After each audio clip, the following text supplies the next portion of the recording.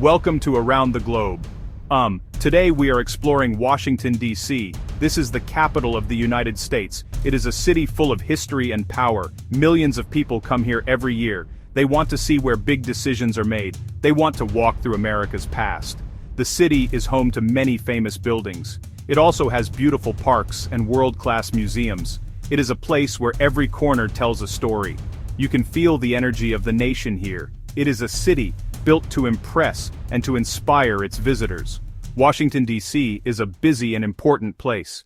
About 20 to 30 million visitors travel here each year. This makes it one of the most visited cities in the country. People come from all over America. They also come from all over the world. They are curious about the government. They want to see the monuments they have read about in books. The city is designed for these visitors. It has wide open spaces. It has many attractions that are close together. This makes it a great place to explore on foot. This essay will be your guide to Washington, D.C. We will talk about what you can see and do. We will discuss how much things cost. We will find the best time of year for your visit.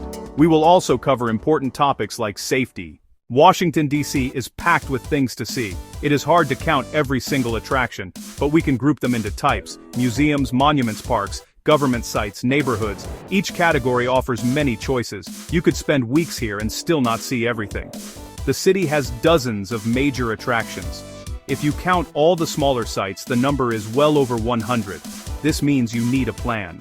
You should decide what interests you most before you arrive. This will help you make the best use of your time. Let's look at the types of attractions. First, there are the museums. The Smithsonian Institution is the most famous. It has 19 museums and galleries in the D.C. area. Most of them are completely free to enter. This is a huge benefit for visitors. Dinosaur bones, space shuttles. Then, there are the monuments and memorials. These honor important people and events in American history. Washington Monument, Lincoln Memorial. There are more than 30 of these spread across the city. Next, we have the parks and green spaces. The National Mall is the most famous park. It is a long green lawn in the center of the city. It connects many of the top sites. The Tidal Basin is another beautiful spot famous for its cherry trees. There are also smaller parks, like Rock Creek Park. These places offer a break from the busy city streets. Government buildings are another big draw. U.S. Capitol, White House, Supreme Court, Library of Congress. These buildings are active workplaces, but many offer tours. Finally, D.C. has many interesting neighborhoods. Each one has its own character. Georgetown upscale shops, DuPont Circle art galleries, U Street. The National Mall is the grand centerpiece of Washington, D.C. It is not a shopping mall. It is a long green park that stretches for 2 miles. It runs from the U.S. Capitol building in the east. The Lincoln Memorial sits at the west end of the mall. This is America's front yard. It is a place for walks. It is a place for picnics. It is a place for national celebrations. As you walk along its paths, you are surrounded by history. It is the perfect starting point for your visit. It connects everything together in one beautiful space. The Smithsonian Museums are a national treasure. Most are located along the mall. And the best part is that they are free.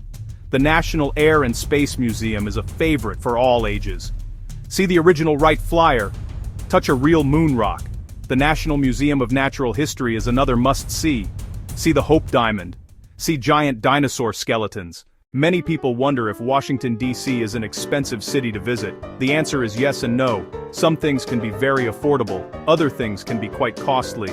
The best news for your budget is the free attractions. Almost all of the Smithsonian museums are free to enter. The National Zoo is also free. You can visit all the monuments and memorials without paying a cent. Walking around the National Mall and other beautiful parks is free too. This means you can fill your days with amazing experiences and spend very little money. Food and transportation costs can be managed. You can find cheap eats from food trucks parked near the National Mall. These offer a quick and budget-friendly lunch.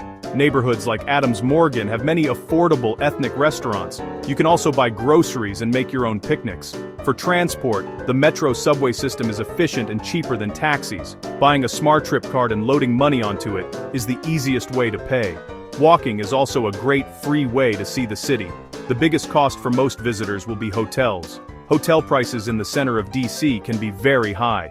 This is especially true during peak seasons, like spring and fall. To save money, look for hotels farther from the center in nearby Virginia or Maryland, close to a metro station. Choosing the right time to visit Washington, D.C. can make a big difference. The city experiences all 4 seasons. Each season offers a unique experience. Spring and fall are generally considered the best times to visit. The weather during these months is very pleasant.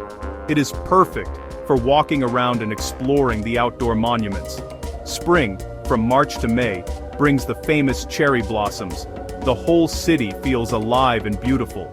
Fall, from September to November, has comfortable temperatures and beautiful autumn colors on the trees. These are also the busiest and most expensive times to visit. Summer in DC, from June to August, can be challenging. The weather gets very hot and humid. Temperatures often rise above 90 degrees Fahrenheit, 32 degrees Celsius. Drink lots of water, wear light clothing, use the air-conditioned museums to cool off. The advantage of a summer visit is the long daylight hours. You have more time to see the sights. There are also many outdoor concerts and festivals during the summer months. Winter, from December to February, is the off-season in DC. The weather is cold, sometimes snowy, but crowds are small and hotel prices drop. If you do not mind the cold, winter can be great. Washington, D.C. is generally a safe city for tourists. The main tourist areas are well-policed and full of people. Areas like the National Mall, the museums and the monuments are very safe during the day. You will see park police and other security officers regularly. Millions of visitors have a safe and enjoyable trip here every year. However, like any large city, it is important to be aware of your surroundings. Using common sense is the best way to stay safe. At night, stick to well-lit, busy streets. Avoid walking alone in quiet or deserted areas. Some neighborhoods farther from the center have higher crime rates. Know where you are going, especially at night. In crowded places, on the metro, or at a popular museum, be aware of pickpockets. Keep your wallet in a front pocket.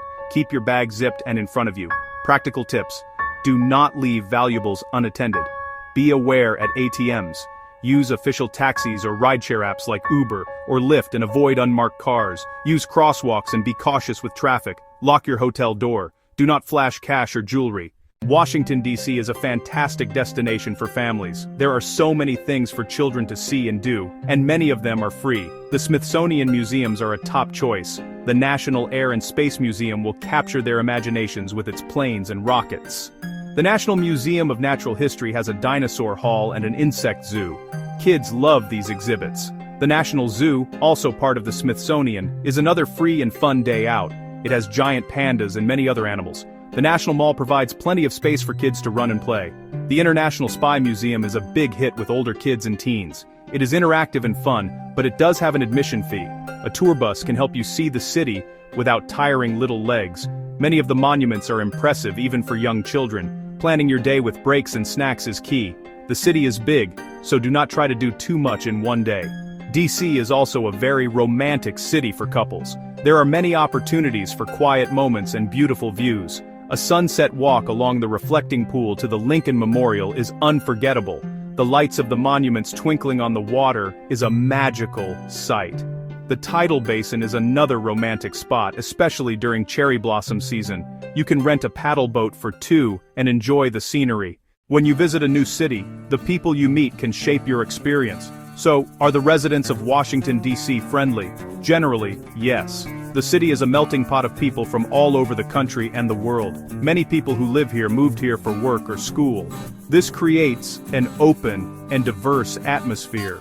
People are used to seeing new faces. In tourist areas, people working in hotels, restaurants, and museums are usually polite and helpful. DC is a busy, fast-paced city, so people may seem in a hurry.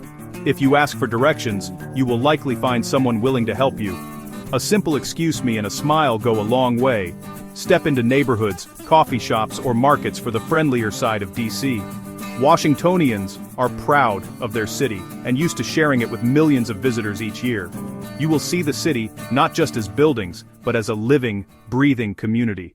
Getting around Washington, D.C. is quite easy. The city was designed to be walkable. It also has a very good public transportation system. You have several options to choose from. The best choice depends on where you are going and how much time you have. Many visitors reach most major sites without ever needing a car.